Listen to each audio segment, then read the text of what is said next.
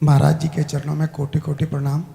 महाराज जी एक दोहा पढ़ने के बाद हृदय स्वीकार नहीं कर पा रहा कि ढोल गंवार शूद्र पशु नारी सकल ताड़ना के अधिकारी।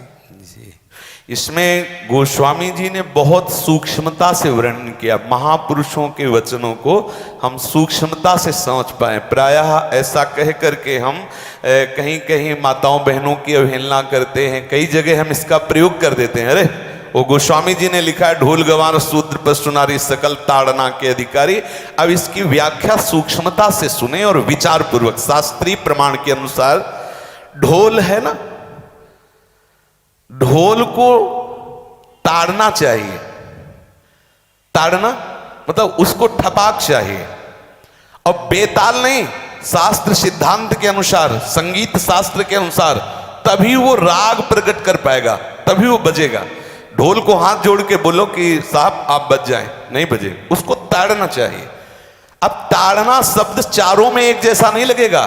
शब्द एक ही है ताड़ना, लेकिन ताड़ना के अर्थ अलग अलग हैं। जैसे कनक है, एक ही शब्द है कनक, लेकिन कनक कनक ते 100 गुनी मादकता अधिकाय, वा खाए बोराए जग या पाए बोराए।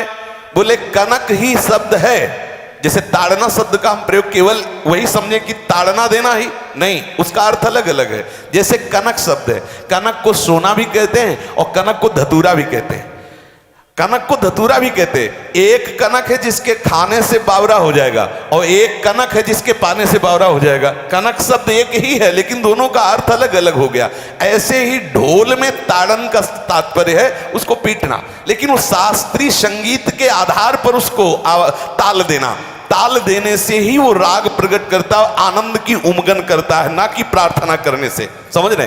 अच्छा, गंवार, गंवार कहते हैं विवेकहीन पुरुष को। विवेकहीन पुरुष को कोई कार्य दे दो और उस पर दृष्टि न रखो तो कार्य नष्ट हो जाएगा। वहां ताड़ने का तात्पर्य उसको पीटना नहीं है। उस अविवेकी गंवार पर दृष्टि रखो। जो आपने कार्य सौंपा है, जो भी कार्य उसका है, उस अविवेकी पर दृष्टि रखना ताड़ना हुआ।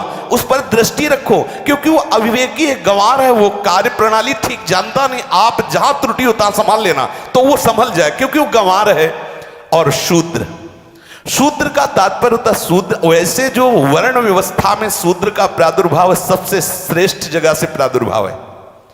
वर्णन आता है ब्राह्मणोष मुखमाशी बाहु राजन्य कृतः उरुददस जद वैश्या पदभ्याग्यं शूद्रो जायत। भगवान के श्री चरणों की ही वंदना होती है। प्रायः आपने देखा सबके श्री चरणों की, और शूद्रों का प्रादुर्भाव श्री चरणों से हुआ है।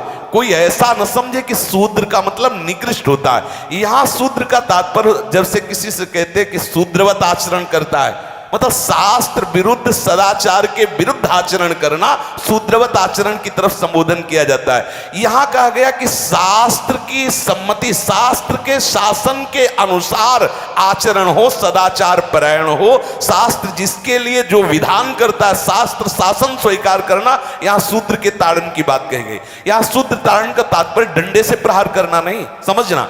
और जो चौथा कहा गया नारी, अगर स्त्री को हम ये कहें कि ताड़न से ही वो केवल काबू में रहती है, तो राष्ट्र में अपने प्रसिद्ध लक्ष्मीबाई जैसी कोई सामर्थ्यशाली वीरांगना, कोई वीरों सामने बड़े बड़े वीरों के दांत खट्टे कर दे, ऐसी बहादुर सिंघनी हुई, अंग्रेजों के दांत खट्टे कर दिए। अगर कोई समझे कि नारी केवल ताड़ने के लिए है तो उसकी मूर्खता है।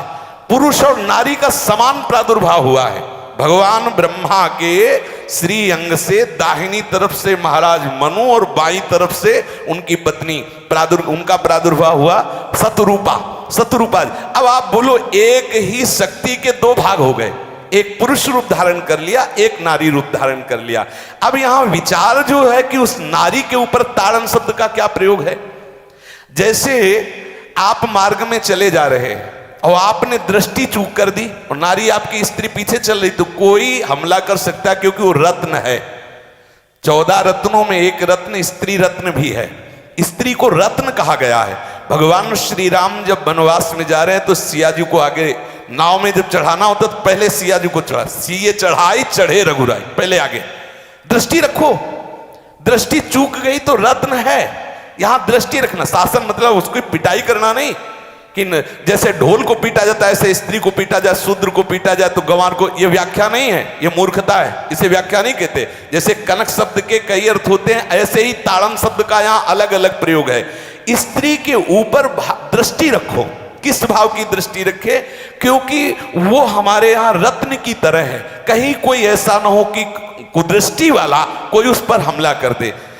पाणी ग्रहण संस्कार में रक्षा का भी सूत्र बताया जाता है कि आपको अभी ये समर्पित है, आप इसकी रक्षा करें। हमारे शास्त्रीय सिद्धांत में देखो कभी भी स्त्री को अकेला छोड़ने का सिद्धांत नहीं पाया गया।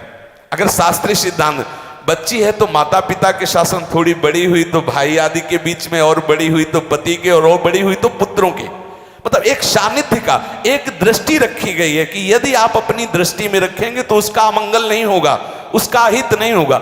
ये जो जैसे मानो कोई सी स्त्री को अकेला कोई पा गया और कुमार्गगामी वृत्ति वाला हुआ, तो आज जो घटनाएं सुनने को मिलती हैं, अगर हमारी दृष्टि हो उस पर तो ऐसा नहीं हो सकता। और दूसरी बात यह है कि स्त्री को बुद्धि स्वरूपा भी माना गया। भगवान से भीष्म जी कहते हैं, मैंने अपनी कुंवारी कन्या बुद्धि को, हमारी कुंवारी कन्या है बुद्धि, सदैव सुरक्षित रखा है, आज आपके चरणों में समर्पित करते हैं। तो शास्त्र शासन के द्वारा बुद्धि को सदैव अपने अधीन रखो, कहीं बुद्धि कुमार्गगामी ना हो जाए। यहां स्त्री के ताड़न का केवल एक सूत्र है कि आप उस पर दृष्टि बनाए रखें, कहीं स्त्री रत्न कहीं अपवित्र ना हो जाए, कहीं दूसरे का किसी तरह से कुमार्गगामी लोगों का ऐसा कोई बर्ताव ना हो जाए, इसलिए सावधान। वहां उसको पीटने का शब्द नहीं है कि ढोल गवार शूद्र पशु नारी सकल ताड़ना के अधिकारी। ताड़ना का तात्पर्य वहां पीटना नहीं तो विद्वता में देखो तो एक से एक, साधुता में देखो तो एक से एक, वीरांगना देखो एक से एक, ऐसा नहीं कह सकते। क्योंकि जो सामर्थ्य पुरुष में वही सामर्थ्य भगवान ने स्त्री में भी दी,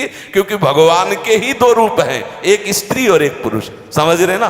तो इसमें एक ताड़न शब्द का कई अर्थ होता है। भगवान की साक्षात शक्ति स्त्री है। अगर कोई इस भाव से देखे कि स्त्री तो केवल ताड़ना मतलब केवल गाली दे के बात करना, ऐसा नहीं। जिस घर में स्त्री का अपमान होता है उस घर का नाश हो जाता है, निश्चित हो जाता है। आप देखिए रावण का सत्यानाश हो गया जगदम्बा सीता के प्रति, दुर्योधन का सत्यानाश हो गया द्रौपदी के प्रति। जहां स्त्री का अपमान हो जाए, अगर कोई ये समझे कि स्त्री केवल मतलब जैसा हम चाहे वैसा व्यवहार करे, तो अगर नाश ना हो जाए तो हमें बता देना, क्योंकि भगवान की वो शक्ति है। अगर उसे तुम सोचो कि हम ताड़न करें, जैसे ढोल को ताड़न करें ऐसे ताड़न करें, तो तुम्हारा नाश हो जाएगा। बिल्कुल सच्ची बात समझ लीजिए। केवल वहां दृष्टि रखने की बात कही गई है, आपका अधिकार है, आप उसकी सुरक्षा व्यवस्था में रहें। और एक वृत्ति होती है, अगर शासन ना हो तो हमारी बुद्धि भ्रष्ट हो जाए, हमारी बुद्धि भ्रष्ट हो जाए, आपकी बुद्धि भ्रष्ट हो जाए। भगवान का भय, शास्त्र का भय, लोक मर्यादा का भय, ये हमको सुरक्षित रखता है। इसलिए दृष्टि रखने की आवश्यकता है कि वो पवित्र रहे, वो सुरक्षित रहे, ना कि उसको पीटने के लिए यहां संबोधन किया गया गोस्वामी तुलसीदास जी ने। इसलिए सावधानी पूर्वक अपनी वृत्ति को पावन रखते हुए महापुरुषों के वचनों को समझने की चेष्टा की जाए। गोस्वामी जी ने जो यहाँ कहा, ढोल गवार शूद्र पशु नारी सकल ताड़ना के अधिकारी, तो ताड़ना का अलग अर्थ है, अलग अलग। जैसे ढोल में ताड़ना, तो वैसे ही सब जगह नहीं ताड़ना लगेगी। आप देखो पशु जो है, चालक जो घुड़सवार होता है उसको ताड़ना एड़ी से देता है। अपने चालक जो होता है घुड़सवार एड़ी से, किसान जो होता है वो बैल को बोलता है दाहिने, जैसे हल जोतने होता है बाएं, वो भाषा समझता है, बाएं मुड़ जाए, और नहीं मुड़ता तो पीछे अरई है एक छड़ी, उससे वो इशारा देता है, वो समझ जाता है। पशु को अपने इशारे से चला लेते। अब उससे कहे, खड़ा होकर हाथ जोड़ के कहे कि भैया बैल देवता आप थोड़ा दाहिने मुड़ जाओ, तो नहीं मुड़ेगा। जब लगाम पकड़ी और थोड़ा ताड़न किया और बोले दाएं, तो फौरन दाहिने मुड़ गया। आप देखो जो बैलगाड़ी चलाते हैं, घोड़ा गाड़ी चलाते हैं, ऊंट चलाते हैं, तो पशु शासन के द्वारा उसको इशारे से किधर चलना है उसको इशारा बता दो। अलग अलग जगह इस ताड़न शब्द का अर्थ प्रयोग किया गया है।